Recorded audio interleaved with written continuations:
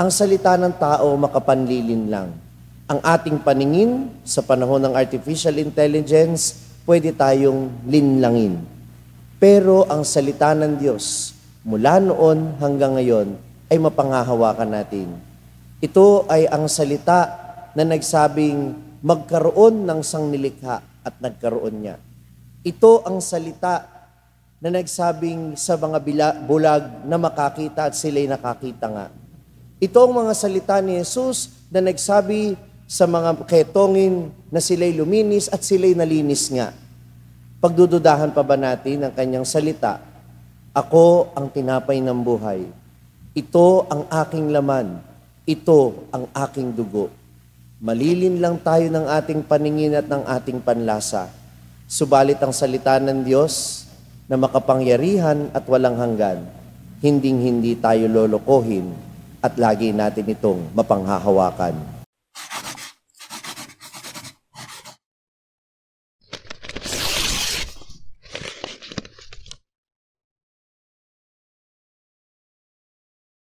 Sumainyo ang Panginoon. At sumayo rin. Ang mabuting balita ng Panginoon ayon kay San Juan. Papuri sa iyo, Panginoon. Noong panahong iyon, sinabi ni Jesus sa mga tao, "Ako ang pagkaing nagbibigay buhay. Ang lumalapit sa akin ay hindi na magugutom at ang nananalig sa akin ay hindi na mauuhaw kailanman. Ngunit sinabi ko na sa inyo, nakita na ninyo ako, gayon may hindi kayo nanalig sa akin. Lalapit sa akin ang lahat ng ibinibigay sa akin ng Ama, at hindi ko itataboy ang sino mang lumalapit sa akin. Sapagkat ako'y bumaba mula sa langit hindi upang gawin ang kalooban ko, kundi ang kalooban ng nagsugo sa akin. At ito ang kanyang kalooban, huwag kong pabayaang mawala kahit isa sa mga ibinigay niya sa akin, kundi muling buhayin sila sa huling araw. Sapagkat ito ang kalooban ng aking Ama, ang lahat na makakita at manalig sa anak ay magkaroon ng buhay na walang hanggan at sila'y muli kong bubuhayin sa huling araw."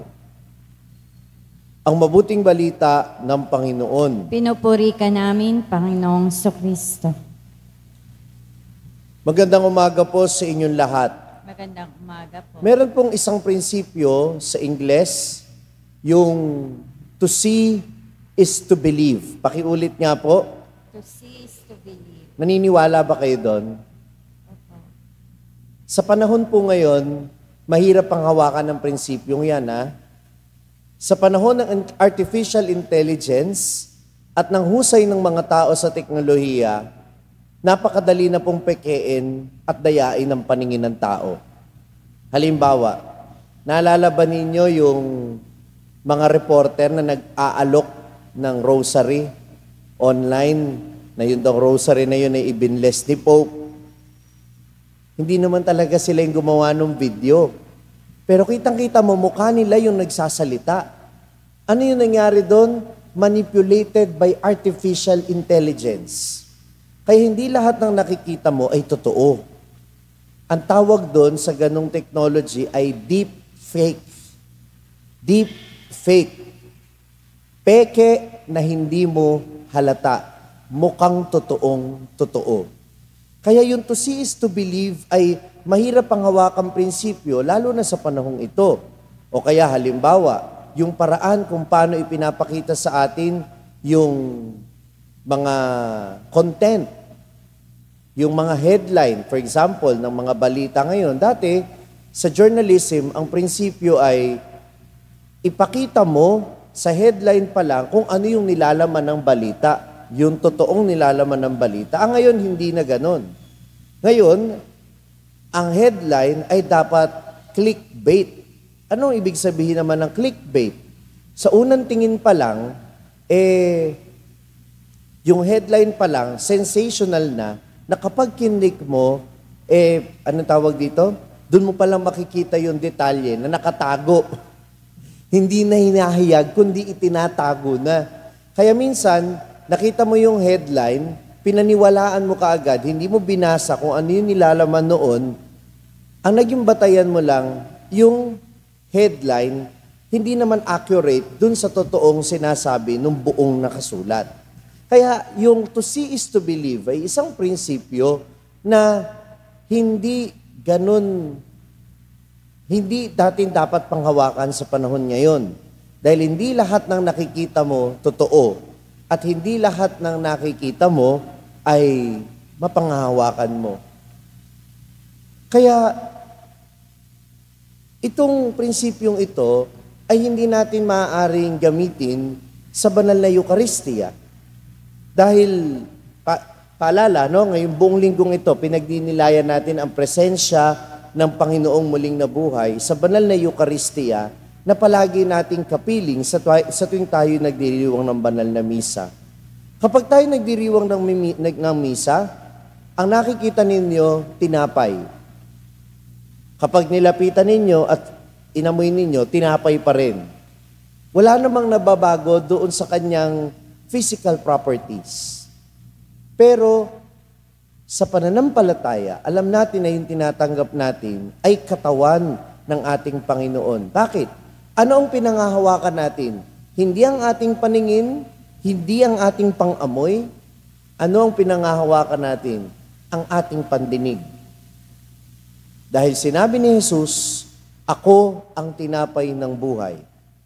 At kapag sinabi ni Jesus na ako ang tinapay ng buhay, hindi ito simbolo kundi totoo. Sa katunayan, ang mababasa natin sa Ebanghelyo na ginamit ng Panginoon ay salitang Griego na trogein. Sabihin nyo nga, trogein. Uy. Sabihin nyo, trogein. Anong ibig sabihin ng trogein? Nguyain.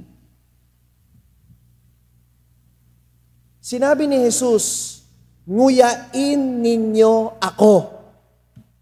Hindi niya sinabing tanggapin ninyo ako. Kasi madaling sabihin yung tanggapin ni Jesus. Tanggapin natin siya sa puso. Ang dali-daling isipin nun eh.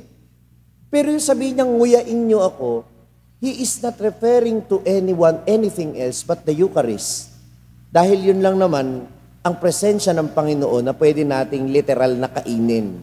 Dahil yun ay tinapay na naging katawan at dugo ng Panginoon. Kaya nga, ano yung sinasabi ng kanta ni Santo Tomas tungkol sa Eucharistia na pinamagatang Adorote Devote? Anong sabi nung kanta na yun? Ang aming paningin at ang aming panlasa ay hindi mapagkakatiwalaan. Subalit, ang mapagkakatiwalaan namin ay ang aming pandinig sapagkat ang sinasabi ng anak ng Diyos, ako ang tinapay ng buhay. Kaya minamahal ko mga kapatid, sa banal na Eucharistia, yun yung panghawakan natin. Ang salita ng tao makapanlilin lang.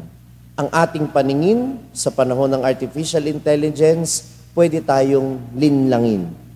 Pero ang salita ng Diyos, mula noon hanggang ngayon, ay mapanghahawakan natin.